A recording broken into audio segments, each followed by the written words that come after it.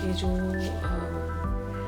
Arts और drawing की research मैंने की है, based on that as an artist हमें एक इमेज को कैप्चर करने के लिए, एक कॉम्पोजिशन बनाने के लिए इस टूल की बहुत ज़रूरत होती है। तो ये मैंने अपने स्टूडियो में ही बनाया है। ये बस हम इसको परचेज़ भी कर सकते हैं, बट करने की ज़रूरत नहीं है। ये हम अपने आप बना सकते हैं इसको, और बहुत इजी कॉम्पोजिशन अरेंज करके हम एक बहुत अच्छा लैंडस्केप या पोर्ट्रेट ड्राइंग कर सकते हैं। 3 साइज़ में मैंने ये बनाया है।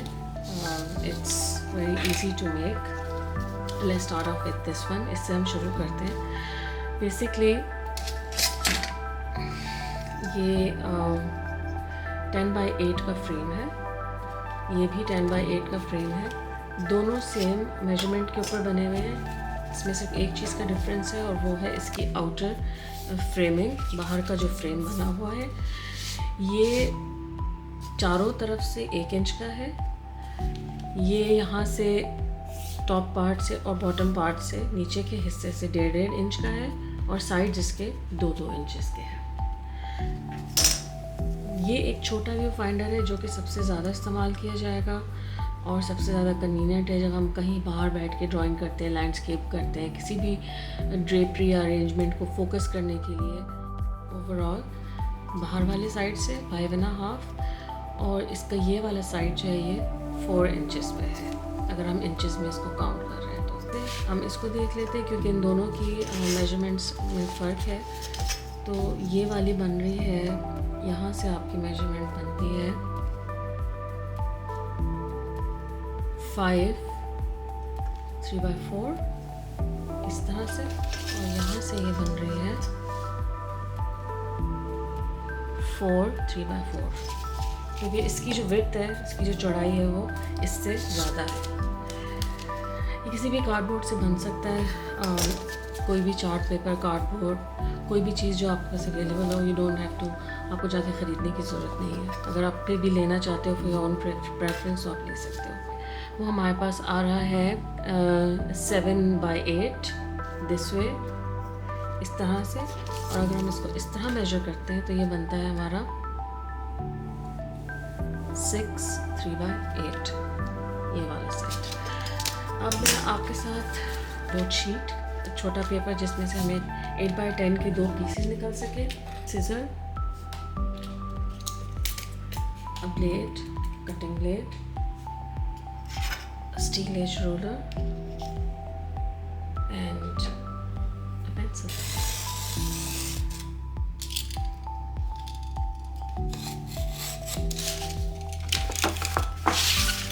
2 inches each.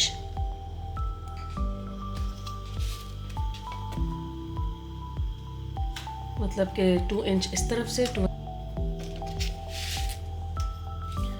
ये तो हमारे दोनों साइड्स हो गए, लेकिन इस प्रोसीजर को करने से पहले हम 2 डायगोनल लाइंस लगाएंगे।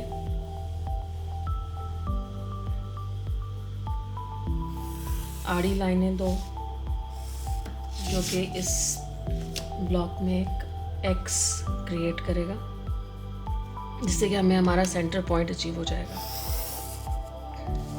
तो यहाँ आप आ जाते हो तो मेजर करते हैं इसे दोबारा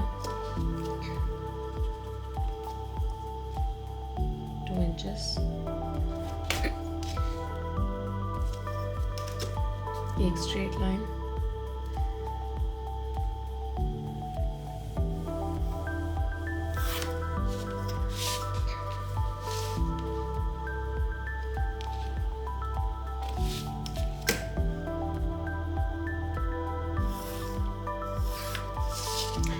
अच्छा। ये हमारी जो मेजरमेंट इधर से आ रही है ये 10 इंचेस है। जब हम 2 इंचेस माइनस करेंगे तो हमें यहाँ पर जो मेजरमेंट आएगी रिमेनिंग वो बच जाएगी 6 इंचेस, और हमारा रिक्वायर्ड जो बॉक्स बनना है वो बनना है 6 इंचेस का, जो तकरीबन 6 इंच पे पहुँच गया।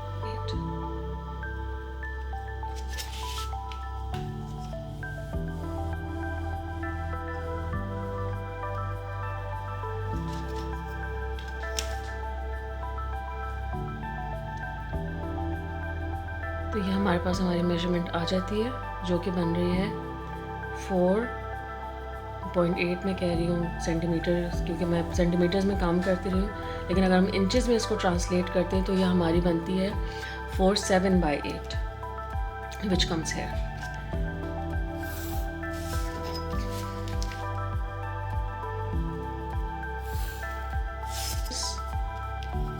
2 inches, 5/8.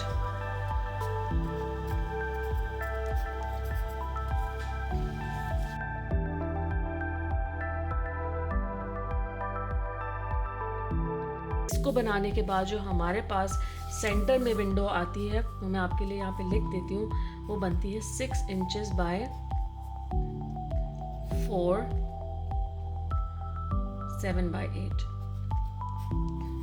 अब हम बनाएंगे अपना सेकंड व्यू फाइंडर, जो कि सेम मेजरमेंट पे होगा, 8/10.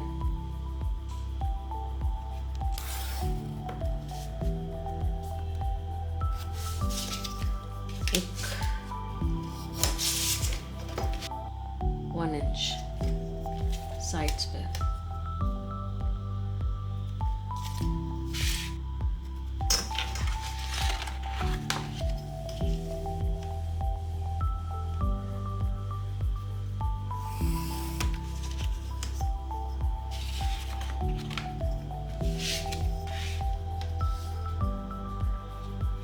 दोनों साइड्स की लाइंस होगी वो इंटरसेक्ट करेंगी इस पॉइंट के ऊपर, जहाँ पे कि ये एक परफेक्ट स्क्वायर बना सके.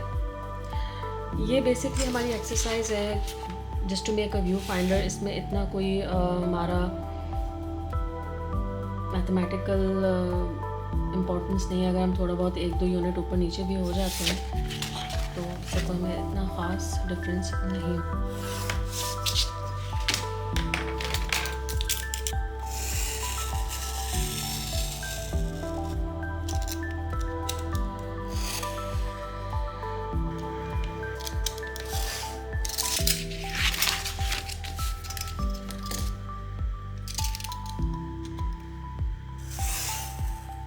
ये हमारी विंडो बन जाती है 7/8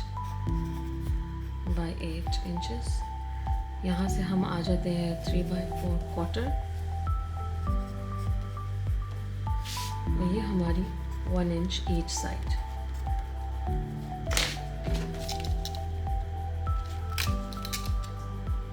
मुझे बहुत कन्वीनियंट लगता है to carry, to keep it in the folder. Even these are, ये भी इतने मुश्किल नहीं है कैरी करना.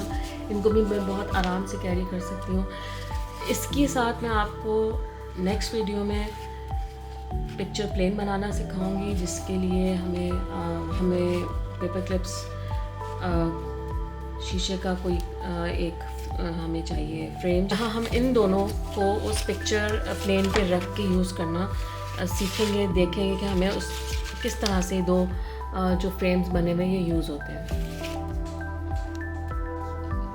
इन 2 फ्रेम्स को यूज़ करेंगे तो हमें विंडो चाहिए होगी अपनी स्केच बुक में, जिसे कि हम यूज़ करेंगे to draw the composition that we have actually, जो हमने सेलेक्ट की हुई है, उस कॉम्पोजिशन को ड्रॉ करने के लिए. Let's keep them aside. Okay, अब इसमें से हमें विंडो निकालनी है जो कि हमें ये रिज़ल्ट देगी, जो 1/4. हम इन दोनों साइड्स पे 1/4 की मार्किंग करेंगे.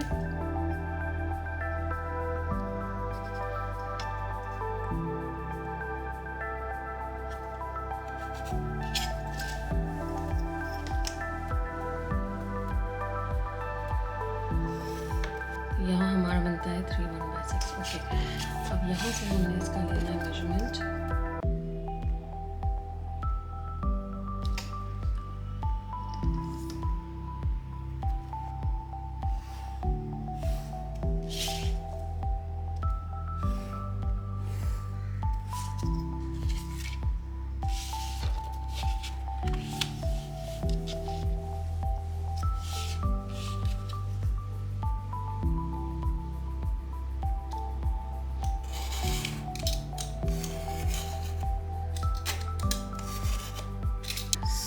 Now let's divide rule of third के अकॉर्डिंगली हम इसको डिवाइड करते हैं। ये ग्रिड बना लेते हैं, रूल ऑफ थर्ड के हिसाब से करें तो हमारे पास यहाँ पर एग्जैक्ट 2 पॉइंट्स आ जाते हैं। ये वाला जो साइड है इसे मैं सेंटीमीटर्स में डिवाइड करूँगी, ये मेरे लिए आसान है इंचेस में डिवाइड करने से ज़्यादा।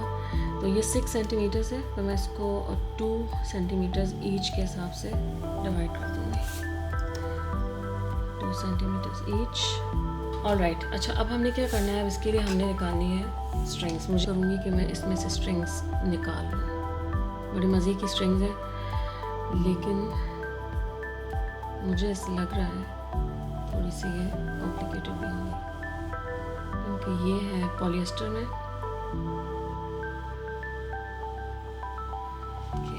निकाल लेते हैं। Let's cut this.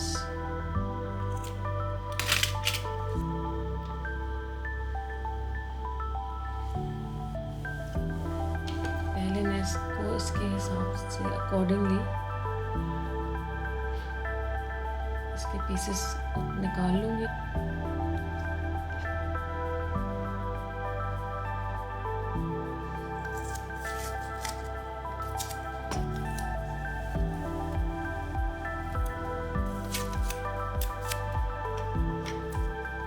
दूसरी तरफ ट्रांसफ़र हो जाए।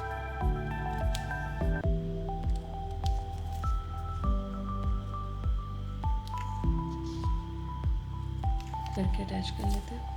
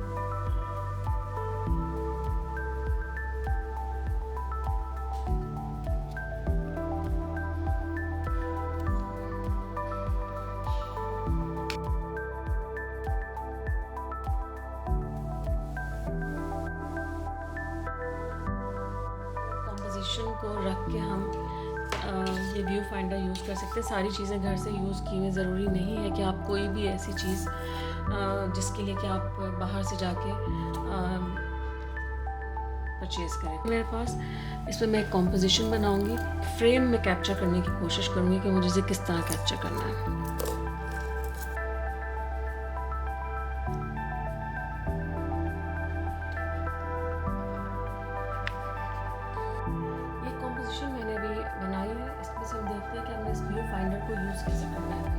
व्यू फाइंडर बेसिकली हमारे पास इसमें अगर हम देखते हैं तो इसमें हमारे पास ये ग्रिड नज़र आ रहा है, जो कि एक रेफरेंस के लिए हमारे पास अवेलेबल है। जब हम कोई पोर्ट्रेट या कोई कॉम्पोजिशन डेवलप कर रहे होते हैं तो हमें ये देखना होता है कि हमारी जो भी कॉम्पोजिशन है वो बहुत ज़्यादा या तो सेंट्रलाइज ना हो और बहुत ज़्यादा फॉरवर्ड ना हो, क्योंकि जो भी चीज़ इसमें 2 चीज़ें हमें देखनी है कि पहले हमारी कॉम्पोजिशन क्या है। हमारी कॉम्पोजिशन अगर लैंडस्केप है तो लैंडस्केप हमारा इस तरह से आएगा, या अगर हमारी कॉम्पोजिशन पोर्ट्रेट है तो हम अपना व्यू फाइंडर